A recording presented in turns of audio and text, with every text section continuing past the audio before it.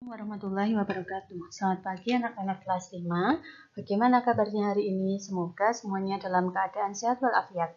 Sebelum kita mulai belajar, jangan lupa kita berdoa terlebih dahulu dan mengisi presensi kehadiran kalian.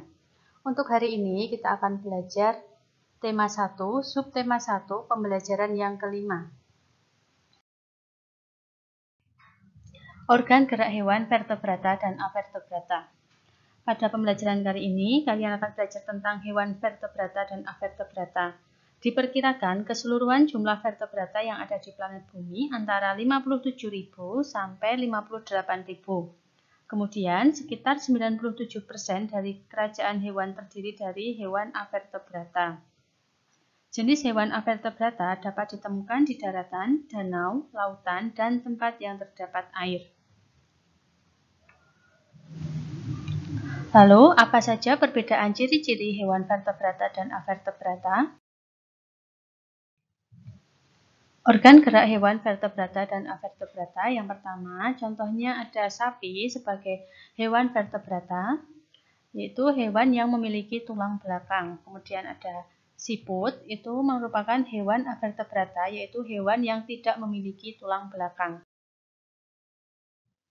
Dan ada kuda, yaitu hewan vertebrata yang memiliki tubuh simetri bilateral.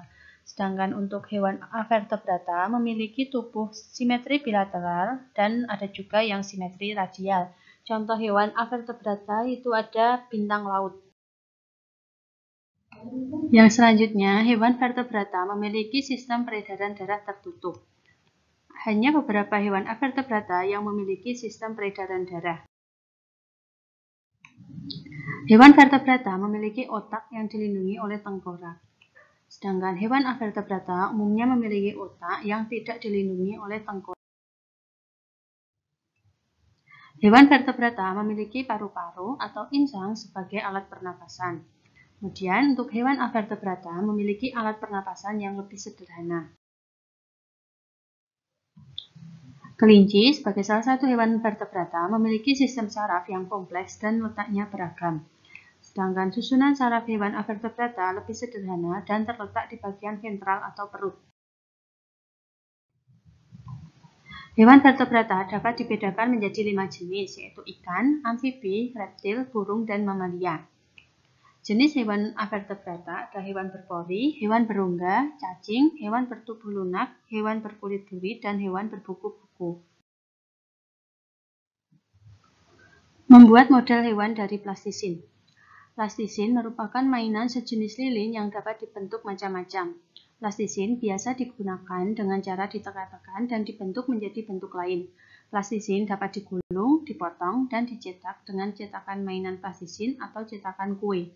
Dengan plastisin, anak-anak mampu berkreasi bebas dengan membentuk makhluk hidup atau benda-benda. Berikut contoh model hewan dari plastisin. Ada gajah, ada binatang-binatang yang ada di laut, kemudian ada ikan paus. Nah, untuk tugas kalian di rumah, buatlah model hewan dari plastisin yang terdiri dari satu hewan vertebrata dan satu hewan avertebrata.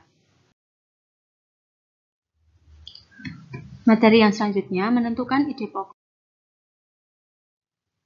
Hal yang harus diperhatikan dalam mengidentifikasi atau menentukan ide pokok yaitu 1. Berlatih menemukan letak ide pokok sebuah paragraf atau bacaan. 2. Berlatih menyatakan ide pokok sebuah paragraf atau bacaan.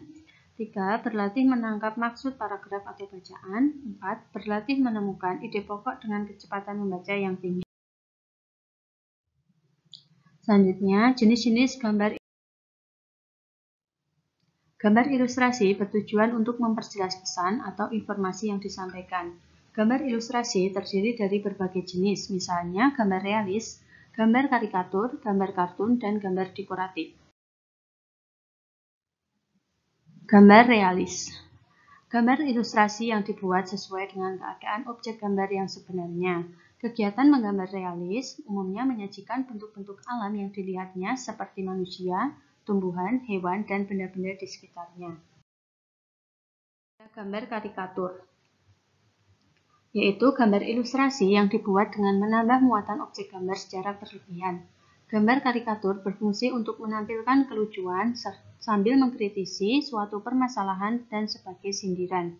Pelukis gambar karikatur disebut karikaturis.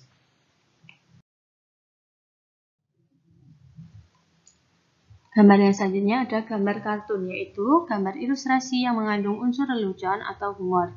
Gambar kartun bertujuan untuk membuat orang tertawa atau tersenyum tanpa bermaksud menyinggung pihak lain. Gambar kartun dapat berupa cerita-cerita fiksi tentang kehidupan manusia, hewan, atau benda lain yang dianggap hidup.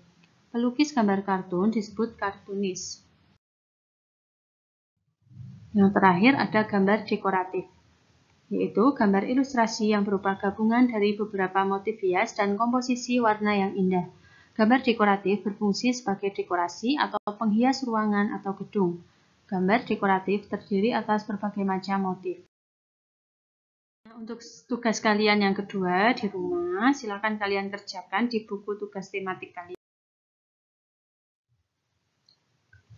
Bacalah teks bacaan di bawah ini. Pemanfaatan belut, hewan kaya manfaat. Belut merupakan jenis ikan air tawar. Belut bertubuh licin dan bulat memanjang yang hanya memiliki sirip punggung. Belut biasanya hidup di sawah atau lumpur. Ikan belut memiliki kandungan gizi yang cukup tinggi. Protein merupakan suatu zat makanan yang amat penting bagi tubuh. Protein tidak hanya berfungsi sebagai bahan bakar dalam tubuh.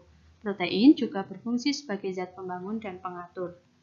Pada ikan belut terdapat kandungan asam lemak tak jenuh dan omega 3. Zat ini berfungsi untuk meningkatkan kecerdasan otak pada anak-anak dan lain-lain. Selain kedua kandungan gizi tersebut, ikan belut juga memiliki kadar vitamin dan mineral yang bermanfaat bagi kesehatan tubuh. Mineral yang terdapat pada ikan belut yaitu fosfor dan zat besi. Produk ikan kering sangat populer di Indonesia. Beberapa produk Indonesia bahkan telah dipasarkan di luar negeri, khususnya di negara-negara ASEAN seperti pempek, kerupuk ikan, dan lain-lain. Namun, untuk produk olahan belut sampai saat ini baru berbentuk abon, belut asam, dan keripik belut. Ada pula yang mencoba mengekstrak minyak belut karena mengandung sejumlah asam lemak. Untuk soal yang pertama, tuliskan ide pokok dari tiap paragraf pada bacaan pemanfaatan belut hewan kaya manfaat. Dan yang kedua, bagaimana perbedaan tulang belakang pada hewan vertebrata dan avertebrata. 3. Sebutkan 3 contoh hewan yang termasuk jenis hewan avertebrata. 4. Perhatikan gambar berikut dan lengkapi kolom di samping. Nah, ini nama hewannya apa, jenis hewan, organ gerak, dan cara bergeraknya. Kemudian yang kelima, sebutkan 4 jenis gambar ilustrasi. Cukup sekian materi pembelajaran kita hari ini, dan jangan lupa kalian kerjakan tugas kalian masing-masing di buku tugas. Terima kasih. Wassalamualaikum warahmatullahi wabarakatuh.